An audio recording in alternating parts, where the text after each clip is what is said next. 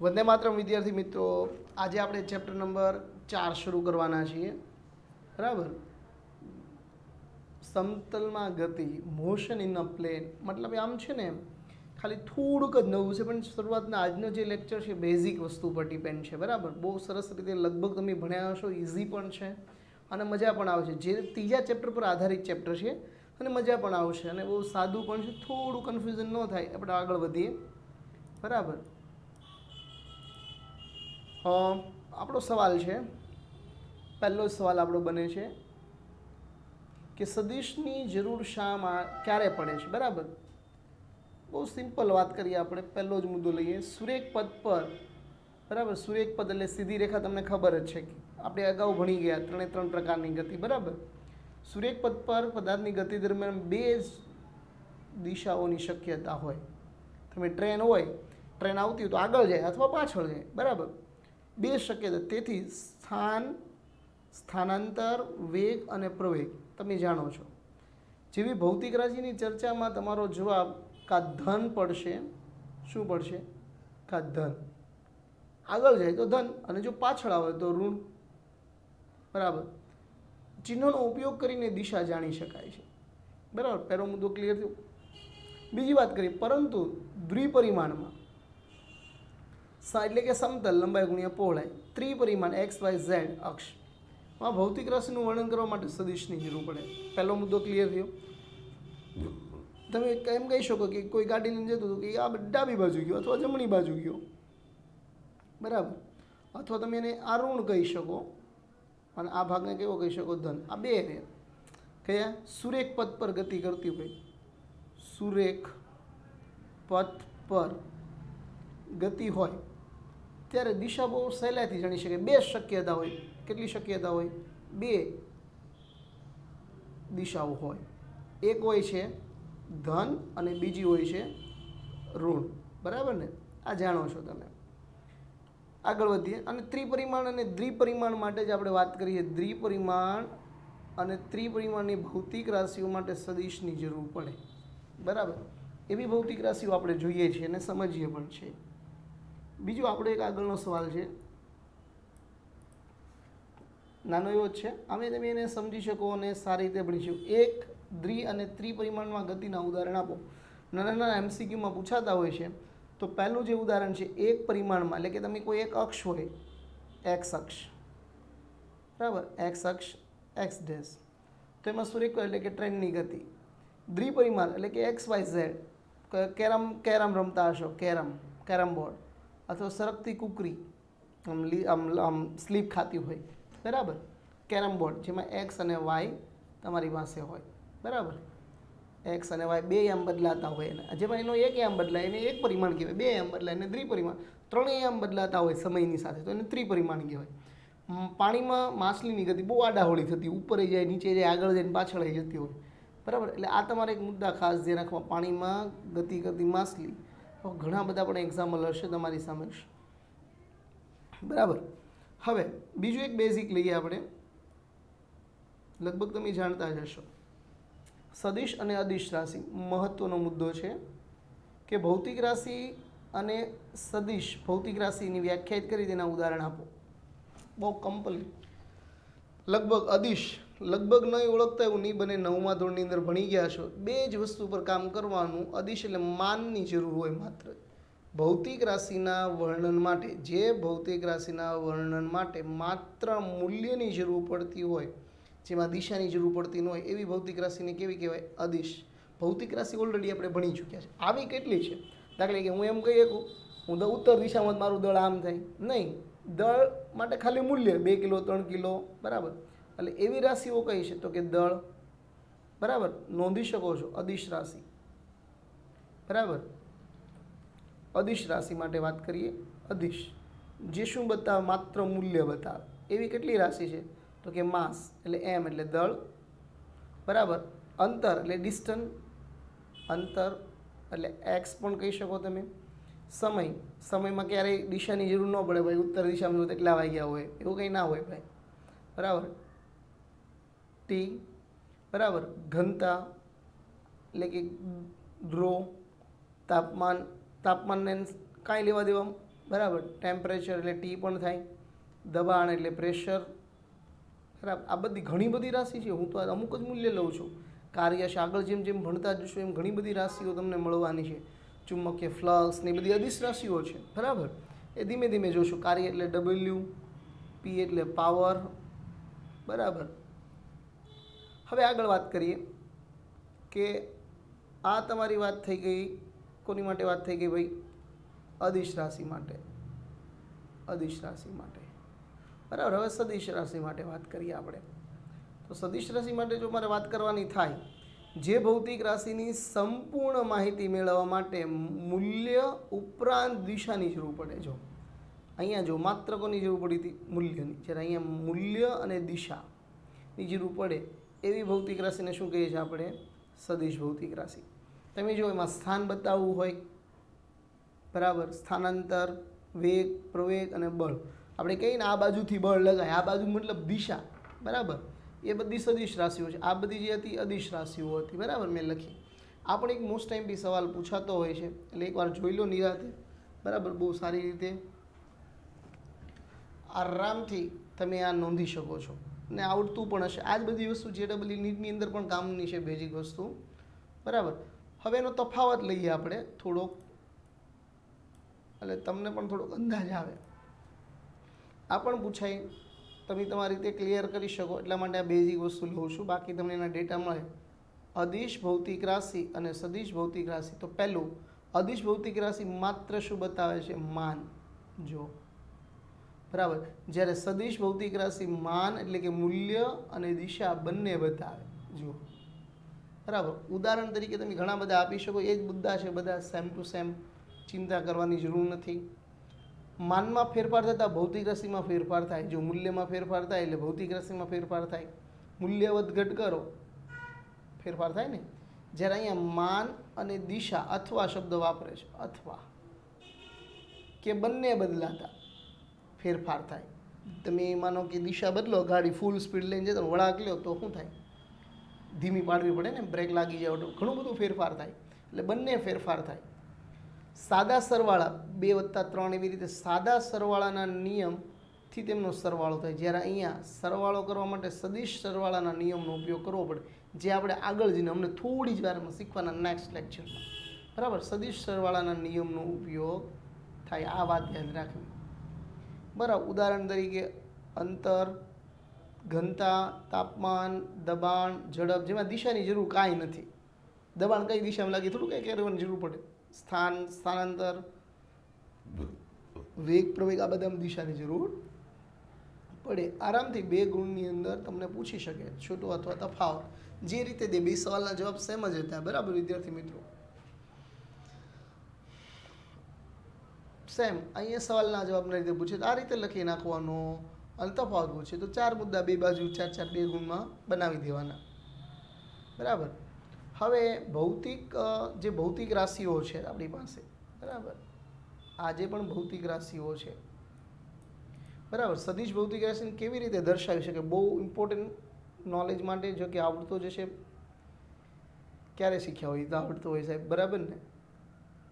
પહેલો મુદ્દો, સદિશ ભૌતિક રાશિને દર્શાવવા માટે સંકેતાક્ષરને ઘાટા અક્ષર, જેવું ઘાટા અક્ષર વડે દર્શાવે.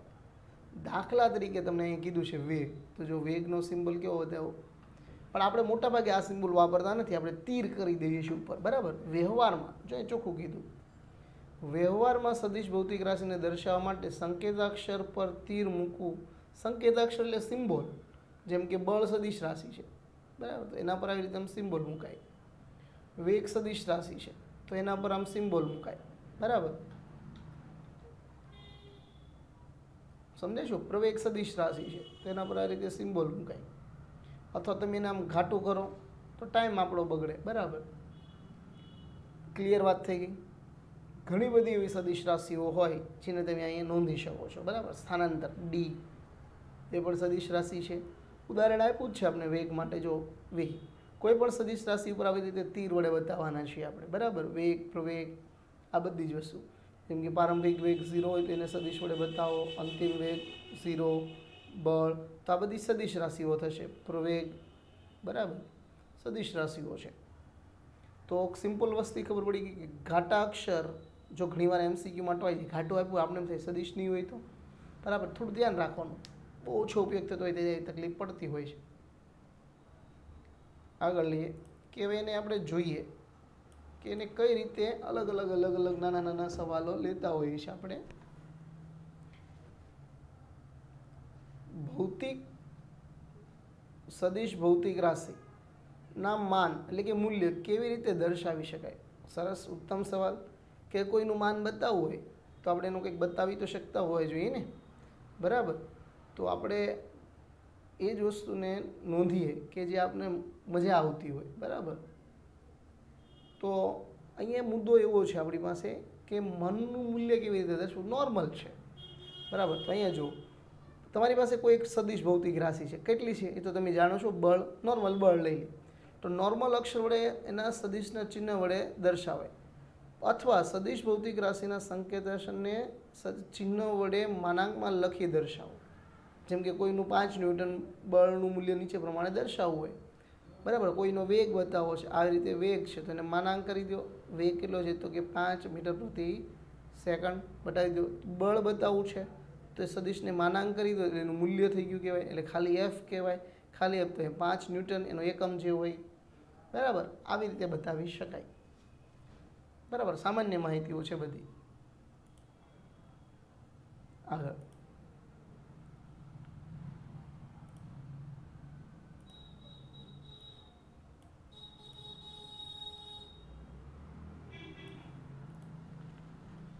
સારો એવો સવાલ. સવાલ ઉપર જો આપણે જઈએ આરામથી કહી શકીએ છીએ આપણે કે સદિશ એટલે શું, તેની આકૃતિ દ્વારા કેવી રીતે દર્શાવી શકાય તે સમજાવો. તો પહેલો જ મુદ્દો આપણો થાય છે અહીંયા, બહુ વ્યવસ્થિત કીધું છે. પહેલો મુદ્દો કીધો તીરવાળા રેખાખંડ વડે સદિશને દર્શાવી શકાય, બરાબર. તીરવાળા રેખાખંડ. આગળ રેખાખંડવાળા તીર. બીજો મુદ્દો રેખાખંડવાળા તીરના છેડે સદિશનું શીર્ષ કહેવાય અને બીજા છેડે એનું પૂંછ કહેવાય, બરાબર. આમ તો કિરણ તમે એ સામાન્ય રીતે કહેતા હો છો એમને. દાખલા કે આ જો મેં દોર્યું, બરાબર. આ જે ભાગ છે એનો શું કહેવાય? આ જે ભાગ છે એને શીર્ષ કહેવાય, બરાબર. આ જે ભાગ છે એને શું કહેવાય? પૂંછ. સમજો છો વાતને? બહુ સિમ્પલ મુદ્દો આપું છું. તીરવાળા છેડાના સદિશનું શીર્ષ કહેવાય અને બીજા છેડા સદિશનું પૂંછ કહેવાય, બરાબર. બીજું, સદિશની લંબાઈ એ ભૌતિક રાશિના મૂલ્યને અનુરૂપ હોય. દાખલા કે 5 સેન્ટીમીટર 5 ન્યૂટન બળ લાગે છે તો 5 સેન્ટીમીટરનો તીર દોરવાનો, બરાબર. સમજાય છે? કે 4 તો 4નું દોરવાનું, બરાબર. એ નીચેથી સમજીએ આપણે. જો અહીંયા 4 ન્યૂટનનું બળ પૂર્વ દિશામાં લાગવામાં આવે. આ બાબતને સદિશ વડે 1 ન્યૂટન બળને અનુરૂપ 1 સેન્ટીમીટર લ્યો તો એનો મતલબ શું થયો કે 4 ન્યૂટન હોય તો કેટલું લેવું પડે તો કે 4 સેન્ટીમીટર. બસ આ સદિશ બતાવી દો. તો અહીંયા જુઓ 1 2 3 અને 4, 1 મીટર 1 સેન્ટીમીટર 1 સેન્ટીમીટર 1 સેન્ટીમીટર 4. તો આ રીતેનું માન પણ બતાવી શકાય, બરાબર. એટલે ઘણીવાર આ બધું બેઝિક વસ્તુ છે. તમને એમ લાગે આવું શું ચાલુ કર્યું સરે, પણ આ જ ભણવું પડશે ને આગળ અટવાડશે તમને, બરાબર. ધીમું ધીમું ધ્યાનમાં રાખીએ, બરાબર. ઝડપથી જોઈ લો, બરાબર.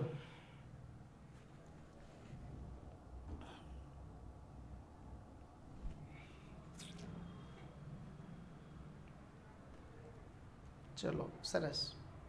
હવે મોટો સવાલ લઈએ. તમે કહેતા હતા ને એટલે આપણે એવું કરવું જ પડશે.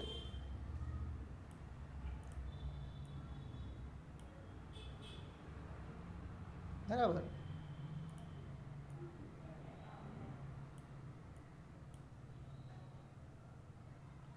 હવે બહુ સરસ સવાલ છે અને આમ પૂછાતો પણ હોય છે આપણા માટે કે સ્થાન અને સ્થાનાંતર સદિશ સમજાવો. સ્થાન અને સ્થાનાંતર સદિશ સમજાવો. તો પહેલાં એમની વ્યાખ્યા જોઈ લઈએ. કોઈ નિશ્ચિત બિંદુને અનુલક્ષીને અન્ય બિંદુ કે અન્યનું સ્થાન દર્શાવવા માટે સદિશ ને તે બિંદુનું સ્થાન સદિશ કહેવાય. દાખલા કે કામરેજ સ્કૂલમાં વિઝડમ સ્કૂલ છે તો બતાવીએ તો આપણે શું કહીએ? પટેલનગરની બાજુમાં. તો એ સ્થાન બતાવવા માટેની વાત થઈ. એટલે ચોખ્ખું કીધું નિશ્ચિત બિંદુ અનુલક્ષ તમારા ઘરનું એડ્રેસ આપવું વિચારો, તમે એમ કહેશો ને કે ભાઈ અહીંથી આમ બરાબર કોઈ નજીકની ફેમસ વસ્તુ એ કહેશો, એને આપણે નિશ્ચિત બિંદુ ને અનુલક્ષી અન્ય બિંદુના કણનું સ્થાન દર્શાવતા હોઈએ, એટલે કે સ્કૂલ આપણે દર્શાવે તે બિંદુને સ્થાન સદિશ વડે જોડ્યું કહેવાય. બરાબર. હવે એ સમજીએ એની વ્યાખ્યા. આકૃતિ દોરવી ફરજિયાત છે. બરાબર. કોઈ તમારી પાસે માર્ગ હોય, અહીં જો પહેલો પોઈન્ટ લઉં છું, નિશ્ચિત બિંદુ સામાન્ય બિંદુ તરીકે ઉગમ બિંદુ લેવામાં આવે, બધાને ખબર છે. આ જે છે પોઈન્ટ એને શું કહેવાય?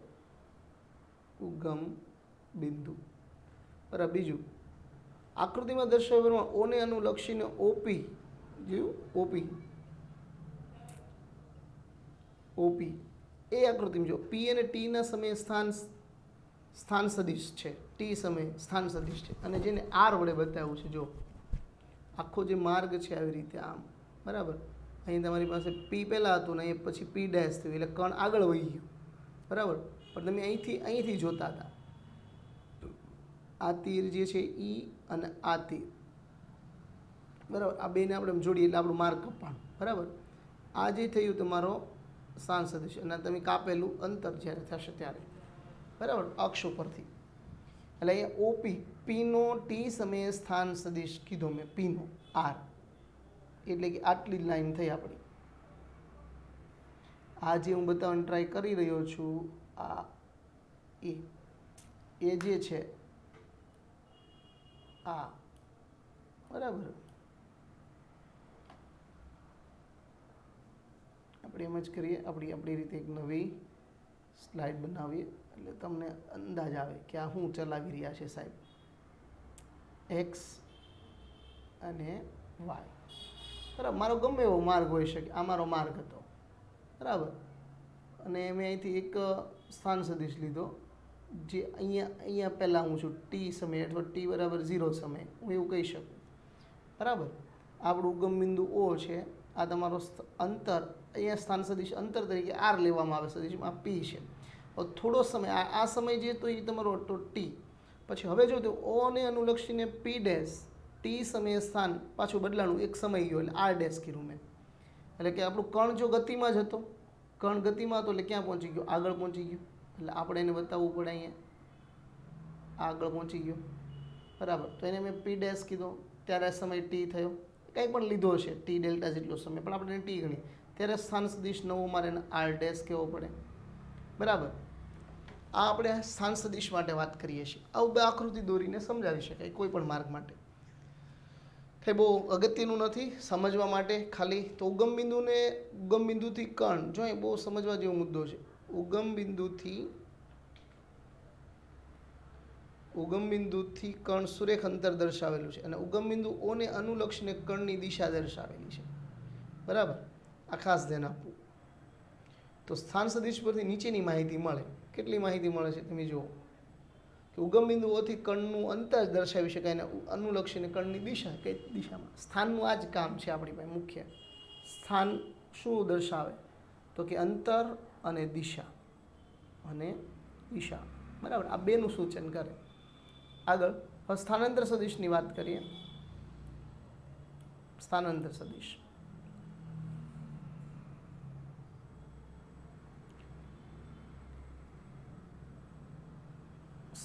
સદિશ, આકૃતિમાં ટી સમયે કણ પી, બરાબર, આકૃતિ એમાં જ જોવાનું છે પી, અને ટી ડેશ સમયે પી ડેશ, એટલે અહીંયા લોકોએ ટી ડેશ દેવો જ પડે એ લોકોને, બરાબર. આપણે એવું સ્થાન રાખશું.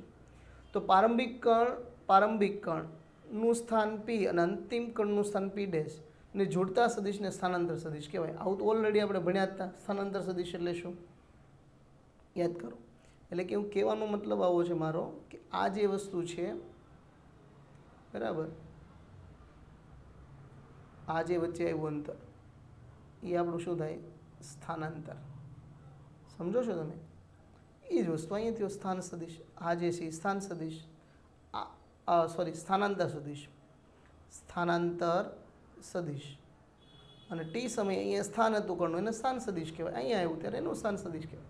એ તો ફેર્યા કરતો, બરાબર. એટલે એ બહુ છે કીધું. જેની પૂછ પ્રારંભિક સ્થાન પી અને શીર્ષ, એટલે કે એમાં જો તીર મૂકવામાં આવે તો તમને સમજાવું પણ કે આ તીર મૂકી તો એ સ્થાનાંતરની દિશા આવી રીતે મુકાય, આમ, આ સાઈડ પર એટલે મૂકી કે મારે સમજાવવું છે કે આ એનું પૂછ અને અહીંયા એનું શીર્ષ, તો અંતિમ સ્થાન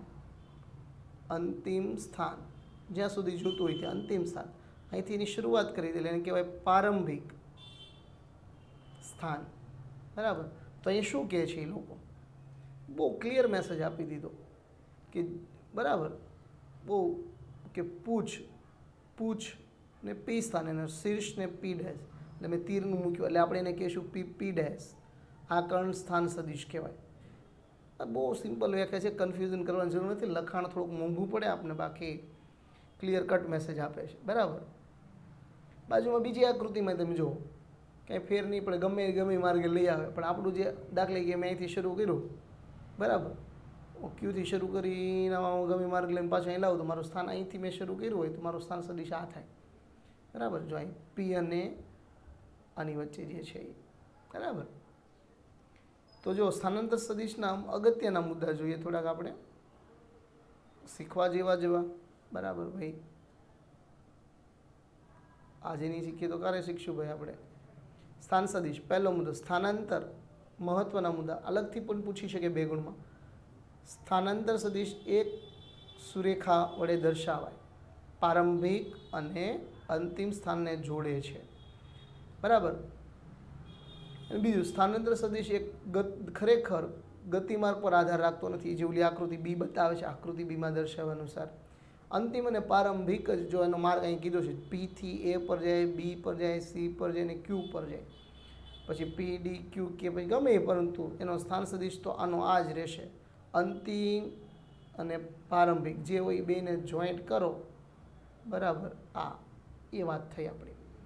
ત્રીજી વાત કરી, કોઈ પણ 2 બિંદુ વચ્ચેનું સ્થાન સદિશનું માન એક ગતિમાન પદાર્થની પથ લંબાઈ જેટલું અથવા તેનાથી ઓછું હોય. હા, આ તો ઓલરેડી આપણે જાણીએ છીએ પહેલા ચેપ્ટરમાં. પથ લંબાઈ 2 જો સીધા સુરેખ હોય તો પથ લંબાઈ જેટલું, પણ જો આમ ગોળ વક્ર માર્ગ બધું નાનું પણ હોઈ શકે, અથવા પથ લંબાઈથી ક્યારેય મોટું થાય નહીં, બરાબર. ઝડપથી આ થોડાક મુદ્દા જોઈ લો, બરાબર.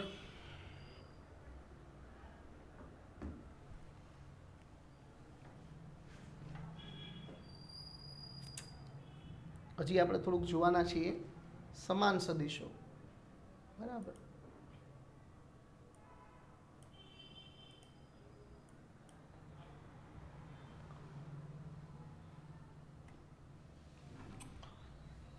ઘણા બધા સદિશો આવશે. હવે આપણે આ ગમે એ રીતે આપણે આપણી યાદશીક મુજબ લઈ શકીએ.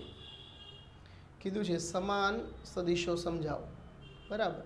એક અલગ સવાલ, 2 સદિશ ધારો, બરાબર. સપોઝ કે એ અને બી 2 સદિશો મેં ધાર્યા છે, બરાબર, જેમના માન અને દિશા સમાન છે, એટલે કે એની લંબાઈ 5 સેન્ટીમીટર 5 સેન્ટીમીટર જે પણ હોય તો એને સમાન સદિશો કહેવાય. કેવા પ્રકારના સદિશો કહેવાય? એને સમાન સદિશો કહેવાય. આકૃતિ એમાં 2 સમાન સદિશ એ અને બી દર્શાવ્યા છે. જો દાખલા કે હું આવા 2 સદિશ લઉં, એક, બરાબર, સેમ ટુ સેમ કોપી જ કરેલો એવો ને એવો સદિશ પાછો બનાવવું એની સાથે આટલી લંબાઈનો અને એ દિશા પણ સરખી હોય તો આને સમાન સદિશ કહેવાય, બરાબર. આ સદિશ એ એને તીર વડે બતાવાય, પૂછ ઓ છે, પી શીર્ષ છે અને આ સદિશ બી છે, બરાબર. આને ક્યુ અને એસ આ રીતે બતાવી શકાય. આ જે સદિશો છે સમાન એ, બરાબર. હવે જો બીજી આકૃતિ માટે આપણે પ્રયાસ કરીએ. શું કહે છે એમાં? જો બીને પોતાના સમાંતર એવી રીતે ખસેડો કે જેથી બીનું પૂછ ક્યુ એની પૂછ પર સંપાત થાય, બરાબર. અને આવા સદિશને શીર્ષ એસ અને પી એકબીજા પર સંપાત કરો, બરાબર. બહુ ક્લિયર મેસેજ આપવાની વાત કરું છું. થોડુંક કટપટું લાગશે તમને, પણ હમણાં જ એને ક્લિયર કરી દઈએ આપણે. થોડુંક જ આને વ્યવસ્થિત કરી દઈએ. બહુ અક્ષર નાના લાગતા હતા આપને, બરાબર. બીજું અહીં ચોખ્ખું કીધું, શું કીધું? બી સદિશ, આમાં બી સદિશ આ છે, બરાબર. ને પોતાને સમાંતર એવી રીતે ખસેડો કે જેથી બીનું પૂછ ક્યુ એના પૂછ ઓ પર સંપાત થાય. એટલે અહીંયા સંપાત કરવાનો ટ્રાય કરો, આના ઉપર ભેગું કરવાનું, આ નહીં. તો શીર્ષ એસ અને પી એકબીજા પર સંપાત થાય છે તો પણ કહી શકાય. આ પણ એક વ્યાખ્યા સાચી છે કે આ બે જોને ઉપર અહીં હું કોઈ એક મૂકું, આવી રીતે કહેવા માગે છે સિમ્પલ મેસેજ કે આ બીજો એક સદીશ લો અને અહીંથી આમ દોરવાનું શરૂ કરો, આના પર મૂકી દો માથે, બે ભેગા થઈ ગયો, એક લઈ ગયા એટલે સમાન કહેવાય.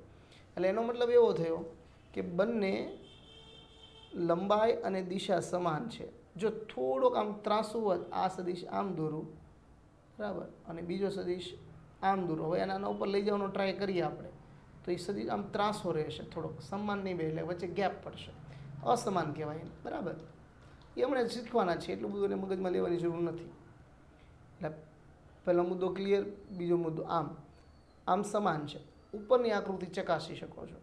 હવે જો અહીં બીજી આકૃતિ લઈએ આપણે, એ ડેશ અને બી જેની લંબાઈ સમાન છે પરંતુ દિશા જુદી જુદી છે. હા, જો ચોખ્ખું કીધું, દાખલા કે આવા સદીશ હોય આપણી પાસે કે જેની આ લંબાઈ હરખી હોય, બરાબર, એનો એ સદીશ એટલી જ લંબાઈનો લો પણ એની દિશા જુદી છે, જો, બરાબર. તો લંબાઈ સમાન છે, લંબાઈ કેવી છે? સમાન, પણ દિશા કેવી છે? દિશા, ડિરેક્શન યાની કે દિશા અસમાન, જુદી જુદી હોય. તો એના માટે શું છે?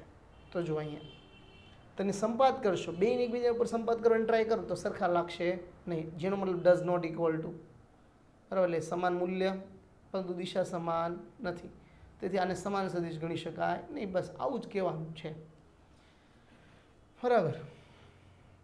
આગળ લઈએ. આવા ઘણા સદીશો છે, પ્રતિ સમાંતર, વિરોધી સદીશ. દાખલા કે વિરોધી સદીશ લેવા હોય, સમાન મૂલ્ય ના હોવા જોઈએ, લંબાઈ સરખી હોય છે, આટલી લંબાઈનો આ તીર હોય, આમાં લંબાઈ જો, તો આ કેવા થઈ ગયા? વિરોધી સદીશો થયા. વિરોધી સદીશ, દિશા જુદી જુદી છે, લંબાઈ સમાન છે, બરાબર. સિમ્પલ કન્સેપ્ટ છે. મુક્ત સદીશ આવે, નિયમિત આવે, બરાબર, સમતુલ્ય, ઘણા બધા સદીશો છે, સમરેખ, પણ એ પછી આપણે જોઈશું. અહીંયા જુઓ, નવો સવાલ.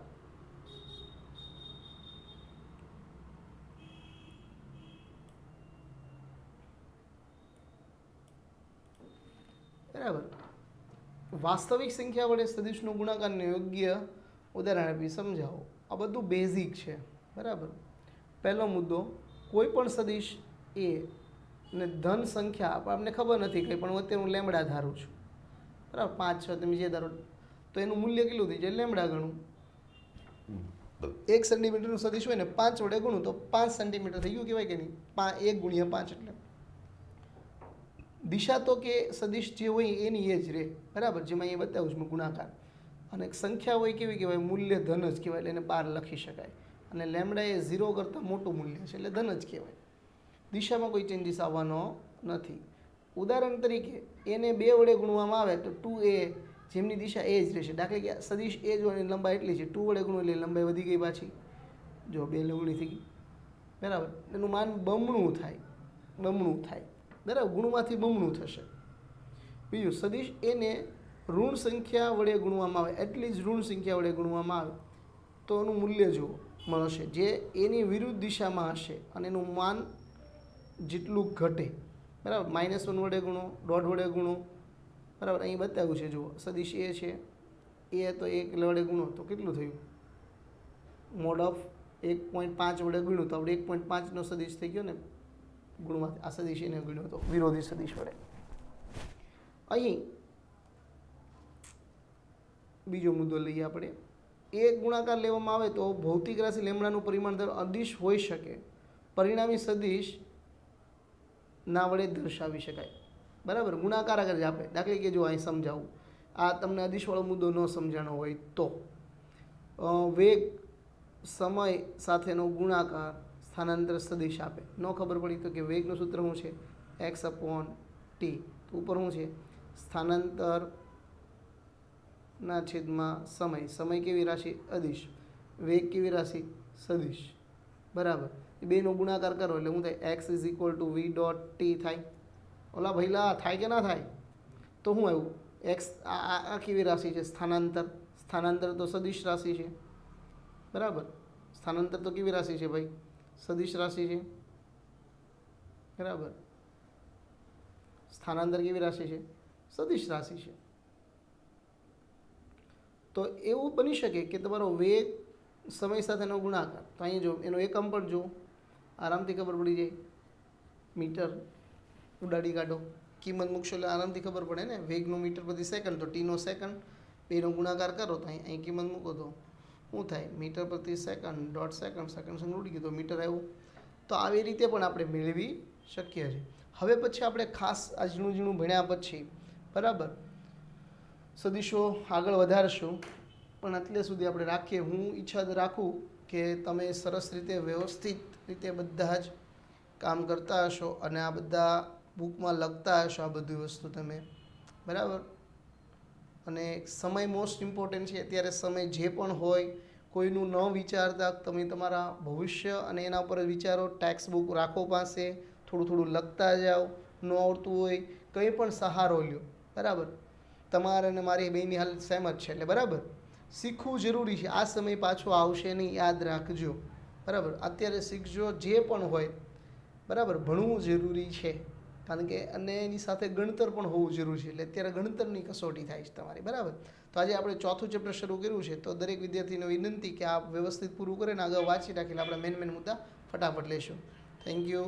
વંદે માતરમ. જય હિન્દ.